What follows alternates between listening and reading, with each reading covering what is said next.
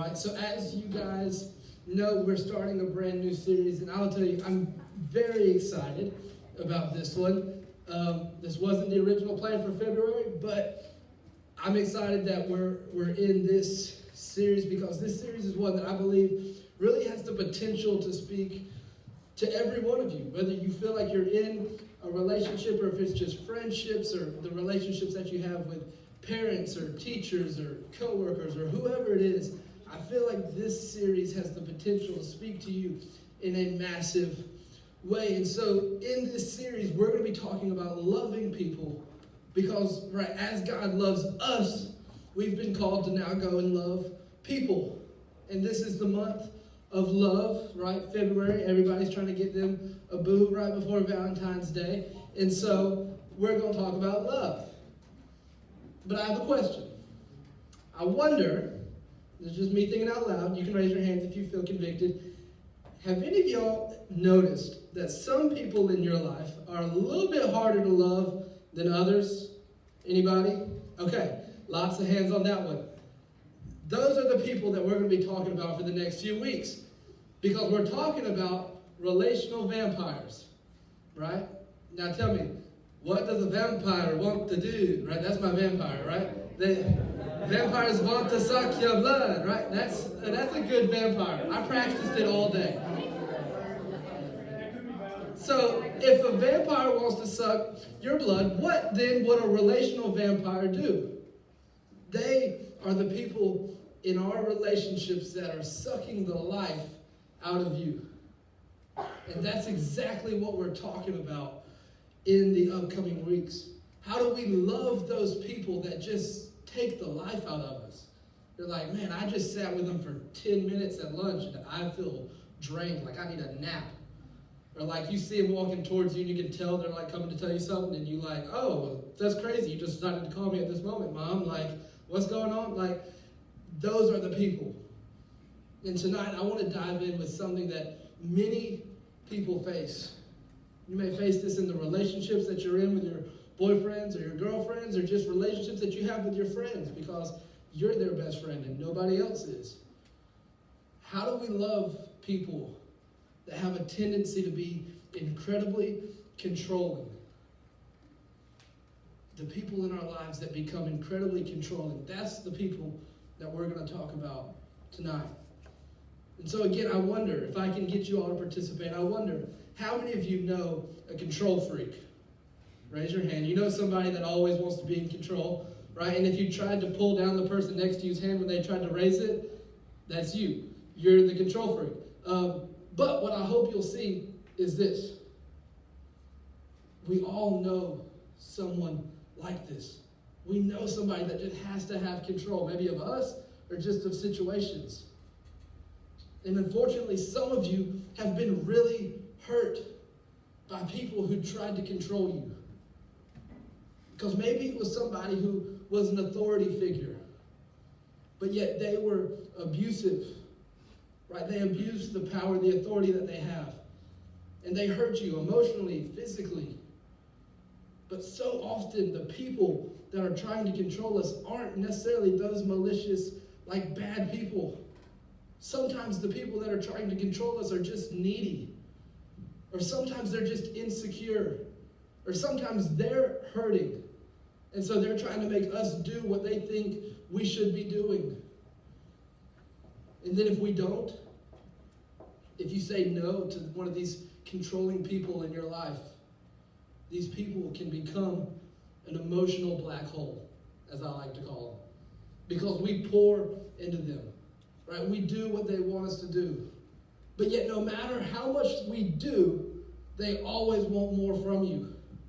If we give them our attention, they just crave even more, right? If we give them some of our time, they just want even more. It's never enough.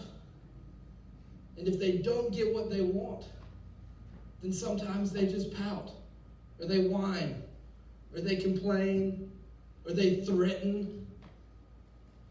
Hey, I'm going to give you the silent treatment if you don't call me right now at this very moment and tell me how much you love me. That's it. And all the time you feel like you're just walking around on eggshells with this person because you just don't know what's going to set them off. You're just so committed to doing whatever it is they want you to do. And if you're thinking of someone, just think. You don't have to point. You don't have to side eye. You don't have to look, because that makes this message incredibly more difficult for me to give. But how do we love those people who are trying to control us? Here's where we start. We start, like anywhere, with our foundation. And it starts by understanding what the weapons that these people have and what they use. And so how do these people oftentimes try and take control? Well, there's two weapons that they have and that they use. They use threats and they use guilt. Right? Threats and guilt. And how do threats work? Right? They may say, or maybe they don't say it outright, but they imply it. Right? Is that you better do this or you're going to regret it. Right? You better do what I'm asking you to do or there's going to be a price to pay. Right? In other words, if you don't do what I'm asking you to do, it ain't going to be good. And they use these threats. Right? It could be that your boyfriend or girlfriend threatens to break up with you if you don't do what it is that they want. Or they threaten to just cut you off if you don't tell them where you're at every second of the day. Because they have to control you. They have to know what you're doing, when you're doing it, who you're doing it with. It could be if you have a job that your boss is just terrifying to you. It makes you think that you'll get fired for every little thing. Or your coach, if you're an athlete, threatens to bench you or cut you for every little thing. And so you're walking around like there's this control. You're always on edge. Whatever it is for you, one of the greatest weapons that these people try and use is threats. And we see it more often than we even recognize because we're just so used to it. Because we've been friends with these people for years, not realizing that they have this need to control us. They'll also use guilt.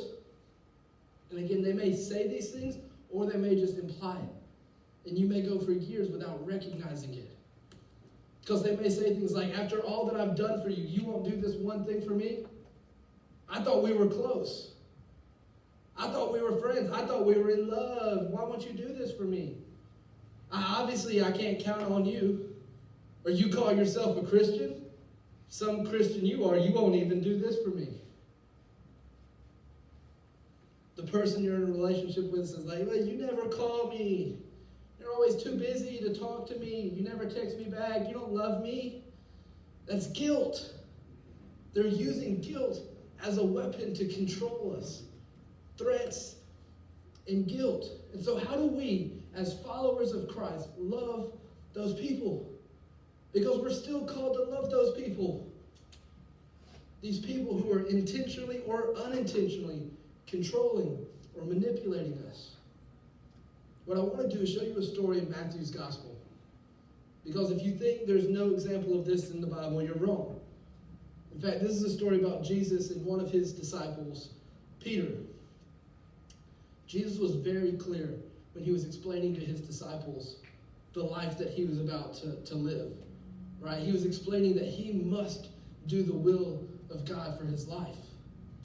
And what we'll see is that Peter unintentionally is trying to take control. He's trying to make Jesus do what he thinks is right. He's trying to control Jesus. And again, unintentionally, we see Peter is trying to take him away from God's will. And so some context here. Jesus was explaining to the disciples that he was about to suffer, right? That he was going to die, that he was going to give his life as a sacrifice, but that God would raise him back to life.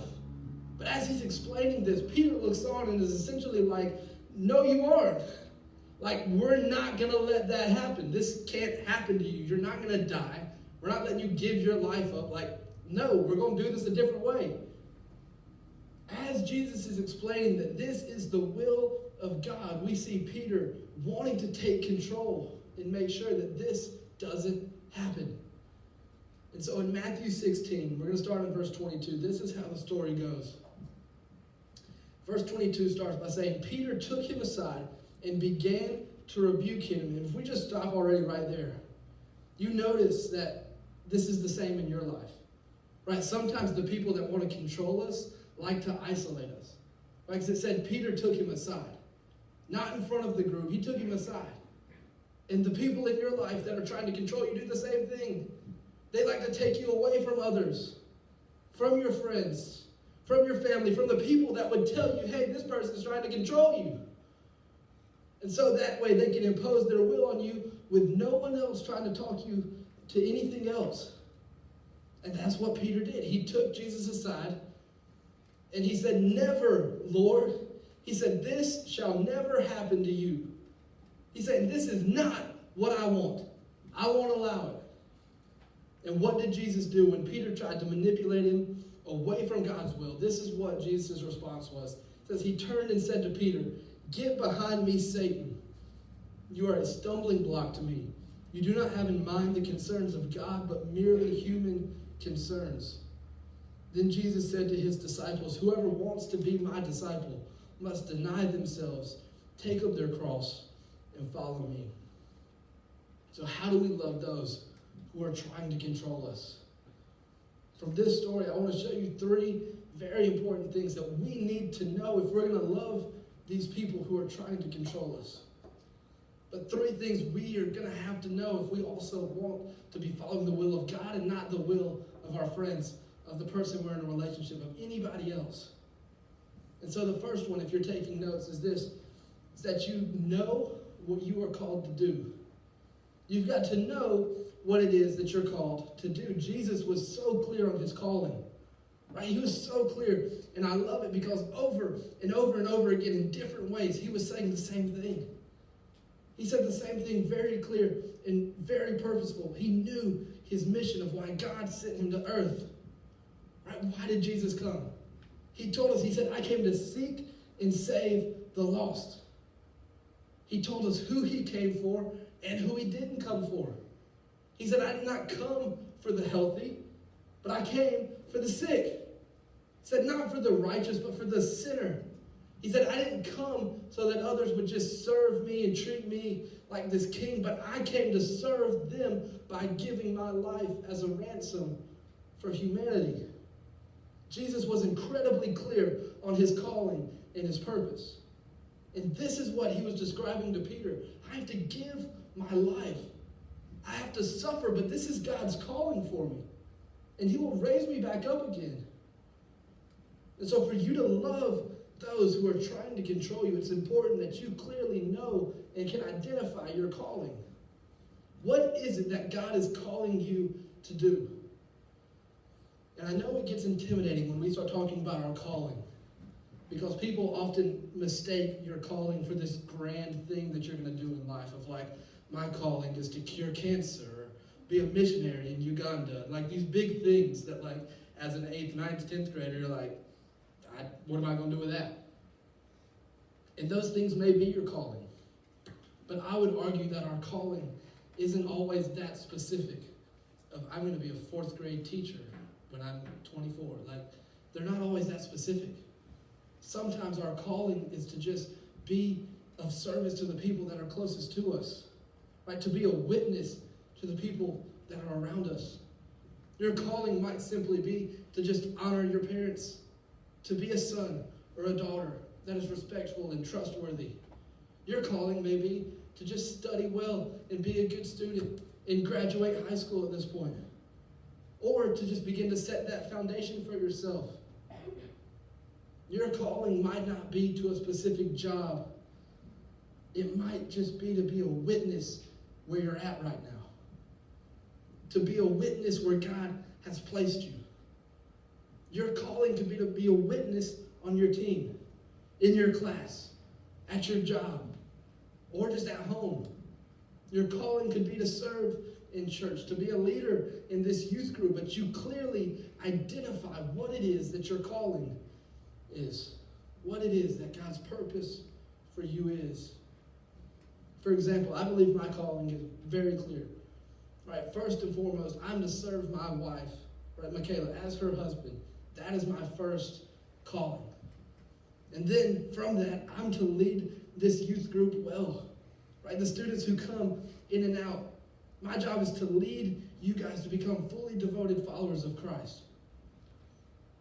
And then thirdly, my calling is to shepherd this flock, right? That's a metaphor, but as a pastor in this church, that is my calling. And this is very, very clear, but that drives what it is that I do. The problem for me, and I imagine the problem for some of you, is this. I'm a people pleaser. How many of you would say, like, yeah, I'm a people pleaser too? Like, raise your hand if you're a people. Come on, raise your hand, make me feel better. There you go. Those of you that waited until I said make me feel better, you're a people pleaser because you just pleased me. So there you go. Many of us, though, we battle with being a people pleaser. But here's what we need to understand. People pleasing is a form of idolatry.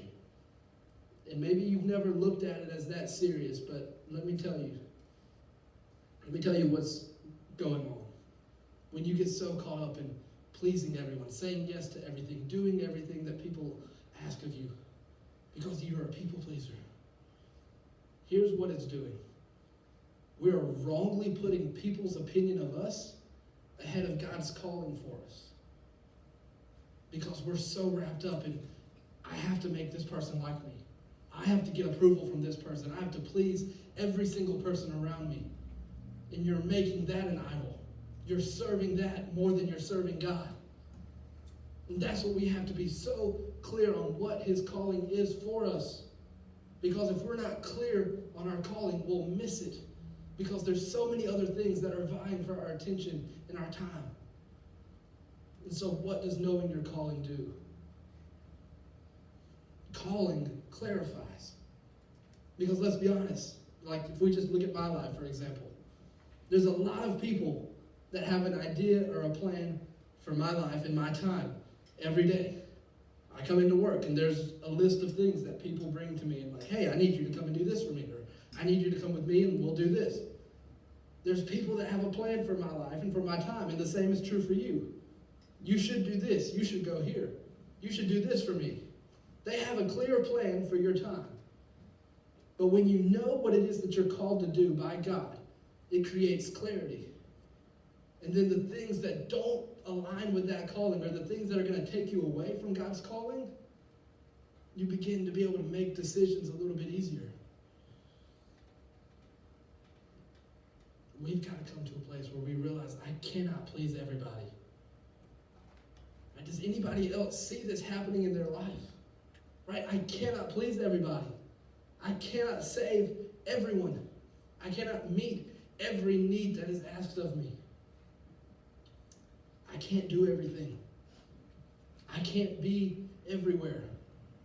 You can't do everything. You can't be everywhere. But I can be what God has called me to be. I can love Michaela well. I can lead this youth group with my full attention, my all. I can use my gifts and do what I'm called to do in pastoring within this church. And so you need to know what it is that you're called to do. You may say, oh, what does this matter? Let me tell you, what does every controlling person have in common? There's one thing.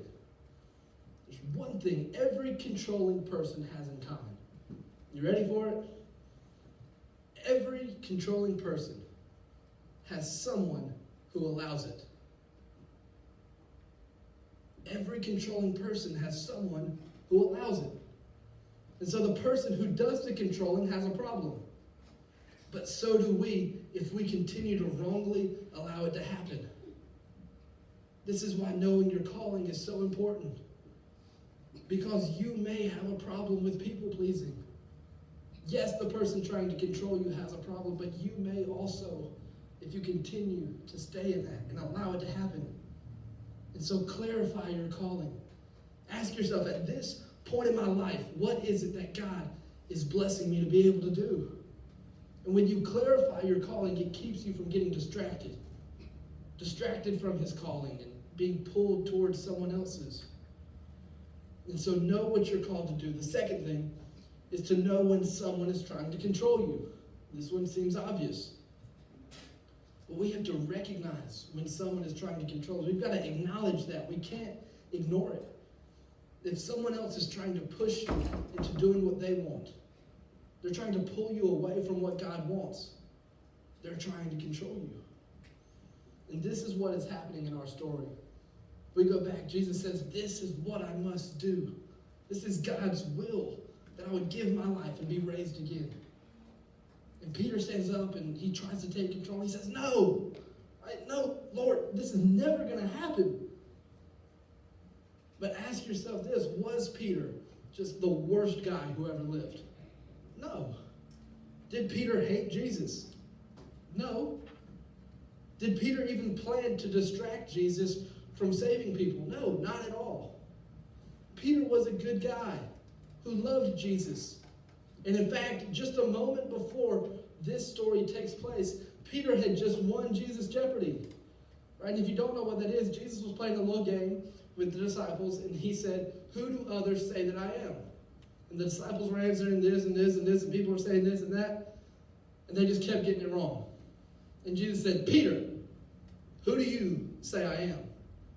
And Peter nailed it, right? He got the answer exactly right. He said, you are the Christ, the Son of the living God. So we see Peter was not an evil man. Just like the people who may be trying to control you aren't necessarily evil people. But what we see is this, is that in that moment, he was putting his own plan, his own desires ahead of God's. And that is why you have to acknowledge when you're being controlled. You've got to know when you're being called to something and someone's trying to take you away from that calling. Because why did Peter try to control Jesus? Because in that moment, he didn't understand what God's plan was. The people that are trying to control you may not understand what God's plan for you is. They think they know what's best. But if you know what God is calling you to do, then ultimately you know where you need to be. So we need to recognize when someone is intentionally or unintentionally threatening you, or trying to guilt you, or trying to isolate you from your friends, or manipulate you to rescue them again, or trying to get you to meet their needs, to meet needs that you were never designed to meet, because that's not your calling. You have to really know your calling. This is my purpose. This is what I'm supposed to be doing. So you know your calling. You know when someone's trying to control you. And then the third thing, and this is where it gets difficult. The third thing is this. You've got to know when to draw a line in the sand. And this is exactly what Jesus does to Peter. Jesus says, this is what I'm called to do. And Peter runs over and is like, no. We're going to do what I want. But Jesus turned to him and says, verse 23 again, he said, get behind me, Satan. It's kind of fun to say. If you've never said, get behind me, Satan out loud, just go ahead and say it. Like, ready? We all go, get behind me, Satan.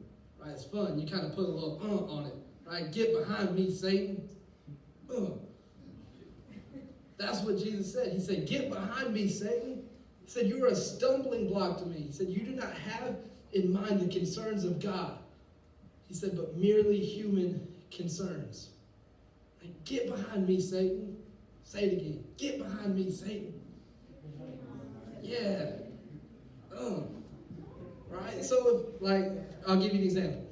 Right? So, the next time your grandma comes in, and she tries to make you feel guilty for not doing something she asked you to do, just look at her and say, I'm not going to let you talk to me that way. And then call her Satan. Right? No, don't do that. Don't do that. I love my job. Don't do that. Work with me for a moment here. Jesus says, this is God's will. And Peter runs in. It's like, no. But imagine with me. Right? Imagine with me, if you will, if Jesus was codependent. Right? Imagine if his identity is wrapped up in what Peter thinks about him. Imagine if Jesus was a people pleaser for Peter. It's hard to say, but I did it.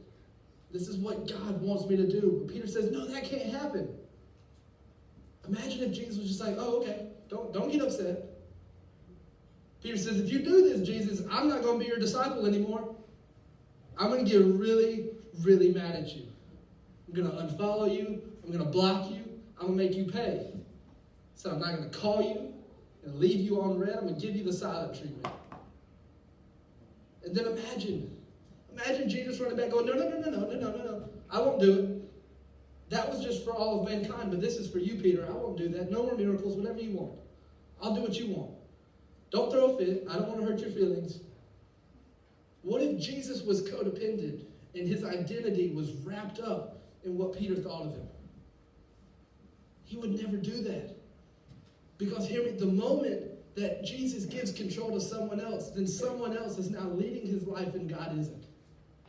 And it is the same for us. If you give control of your life, of your choices, of who you can be friends with and who you can't be, of how you spend your time, you give control of your life to a person, then God is not leading your life, someone else is. God is not the Lord of your life, someone else is. Because at the end of the day, you're listening to what that person says more than what God is calling you to do. And this is why. This is why it's so incredibly dangerous. And Jesus told him, he said, you no longer have a mind for the things of God. You have a mind for the things of men. And so what we need to do is we've got to realize and recognize what it is that we're called to do. Because we've got to know when someone's trying to take us away from that. So what if in your life right now, there's someone that you love? Someone that you love and care about, and they love and care about you too. But yet, in their dysfunction, they're distracting you from serving your higher calling. They're distracting you from being all that God is calling you to be. Because you idolize what they think. And you've lessened and begun to walk away from what it is that God's calling you to do.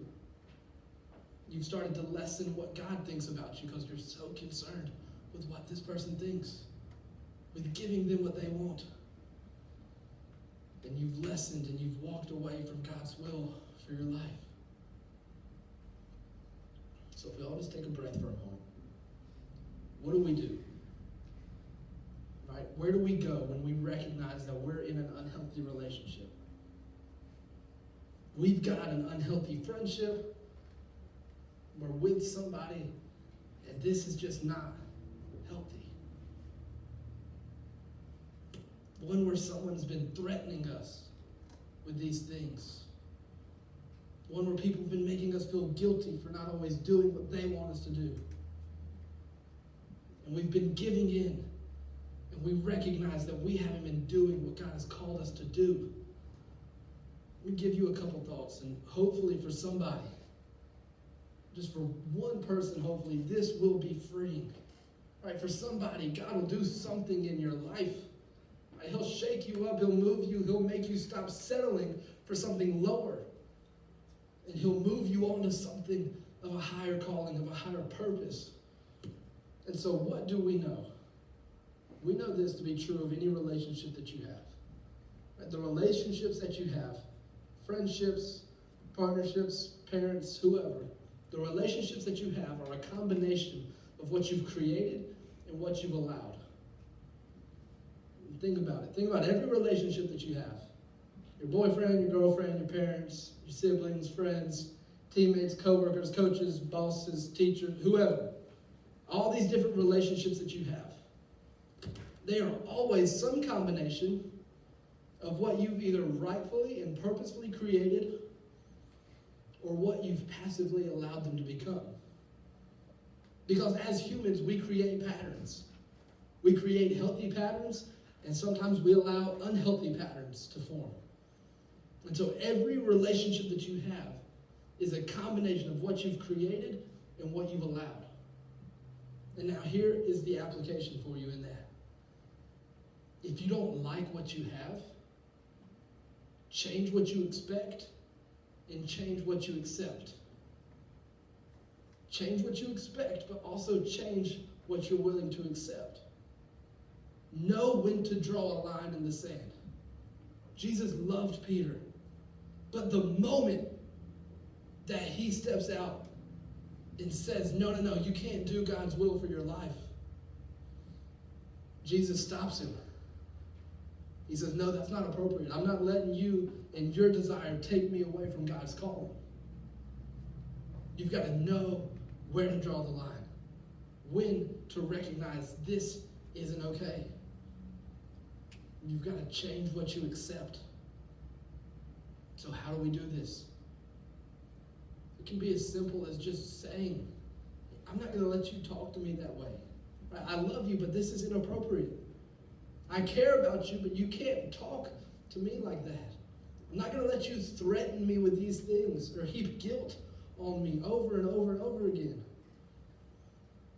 And what's going to happen when you do this? Most of the time, the person trying to control you is going to get upset because they're used to you just accepting it. But they're going to get upset, and they may double down on their threats. It's like, you really think you can do this without me? You really think?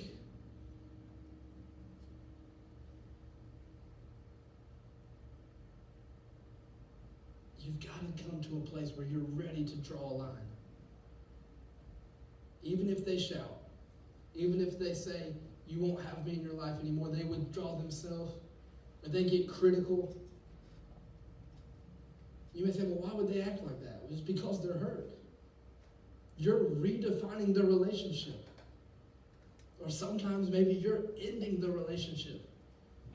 You've had this dysfunctional, codependent relationship going for so long that when you finally say, I'm putting a stop to this, it's going to hurt. It's going to hurt that person. And it's going to hurt you. But the only way to fix and follow God's calling is to change what you expect and what you accept. You're redefining a relationship. Not because you want to hurt that person, because you love them. And you don't want to see them hurt, but you know, even if this hurts, you know on the other side there is something better. And so it hurts to see people hurt. But I'll tell you, it hurts every day when you're in a dysfunctional relationship and there's someone taking you away from God's will. And so it was a moment of hurt to change a relationship, to redefine a relationship worth the hurt you experience every single day. Knowing that you're going to people please and be controlled by this person, and you're going to continue to feel the guilt that they heap on you. So we have to love them enough to know when to draw a line in the sand. So now let's get real for a second. All right? It's easy to talk about those control freaks. But every now and then, when I look in the mirror, I have like tattooed across my forehead, like king of control freaks. And people say, well, God loves you, and he has a wonderful plan for your life. And that's true. God does love you, and he has a wonderful plan for your life. I relate to that because I love you too. And I also have a wonderful plan for your life. Like, I want everybody doing what I think they should be doing. Like, I feel like sometimes I know what's best, and I see people not doing it, and I'm like, why? And I try and control things sometimes and make things happen. And if I'm honest, this is a hard truth to come to, but if we're honest, the reason that I want to have control, that maybe if you're honest, sometimes you want to have control, is because unfortunately we find ourselves wanting to play God. And you may be like, whoa, that's extreme, I don't want to play God. But you like to call the shots. You think you know what's best for people, and when they don't do that, it's like, why? Like, here, let me help you do this. Like, this is what's best for you. I want everybody doing what I want everybody doing. And I feel like some of you in here can relate to that. What we don't recognize is we're doing the very same thing that Lucifer did in the Old Testament, which is saying, I want to be like God. And the problem with that is, I don't make a good God. And neither do you. Think about this. No matter how much guilt you try and throw at someone to make them change, no matter how many times you threaten them, man, if you won't just do this, I'm going to just cut you off. No matter how many times you threaten, no matter how many times you try and guilt, do you have the power to change your friend? Do you have the power to change the person you're in a relationship with? And the answer, in case you're wondering, is no, you do not. But does God have the power and the ability to change your friend? To change the person you're in a relationship with? Yes, he does. Do you have the ability to change someone's behavior? Do you have the power to help them overcome that addiction that you've been trying to just force them out of? No, you don't. But does God have the ability to make someone new? Does God have the power to say that the old is gone and that he can set them free from the power of darkness? Yes, he does. And so when we recognize that we don't have the power to control, we stop trying to be like God and we surrender to him. We surrender to him the people that we love, the relationships that we're in, the people that we've been trying to change. When we recognize that, man, I'm really trying to be like God in this situation and change people I don't have the power to change. We surrender those things to God. And that's why Jesus said to him right after this conversation between his will and God's will, the very next thing he said in this encounter, he looks away from Peter and says to his disciples, he says, whoever wants to be my disciple must deny themselves. They must deny themselves. In other words, you can't be your own God anymore. You've got to deny yourself. And just like I'm going to give my life and God will raise me up, you too have to take up your own cross, deny yourself, and follow me. So what is he saying here? He's saying if you want to follow Jesus, you will never be in control again. From this moment on, it's no longer going to be about your will, about what you want, about what anybody else wants, but God. It's about his will.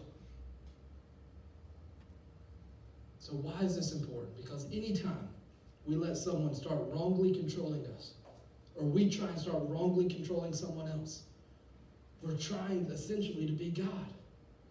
And the only way that we can truly follow God is to surrender to him, to his will, and to his way. Not to try and control other people, but to entrust the people we love and care about to him.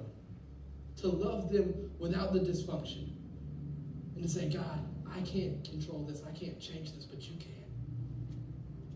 So during this last song, during this moment of response of prayer, maybe God has just put someone on your mind just so clearly that you know you've got to redefine the relationship with. You know that they've been trying to control you for so long. And you recognize now that you've been serving them and not God. You may have deceived yourself into thinking you can do both, but you recognize I'm not fully committed to God's will if I'm still prioritizing what other people are thinking about me. So maybe tonight you just need to get somewhere by yourself and just go to God. And just say, God, give me the courage and the boldness to have that conversation. God, be with me through the hurt that comes from it inevitably. Or maybe tonight, all this talk about relationships in God has made you realize that you don't even have a relationship with him. You've been doing the will of all these other people around you because you don't even know what God's will is. And maybe you don't even care what it is because you don't have a relationship with him. Let me tell you, that is available in this place also. You can go to God and start a new, healthy relationship where you are committed to his will for your life. You can leave behind the people that have been heaping guilt and shame and threats on you and say, I'm fully committed to one person, and that is God alone. You can find freedom in that. And so however the Lord is leading you tonight, I pray that you would respond. Don't let anything hold you back, keep you there. There's adults if you need someone to talk to about having these difficult conversations. But however the Lord is leading, you respond during this moment.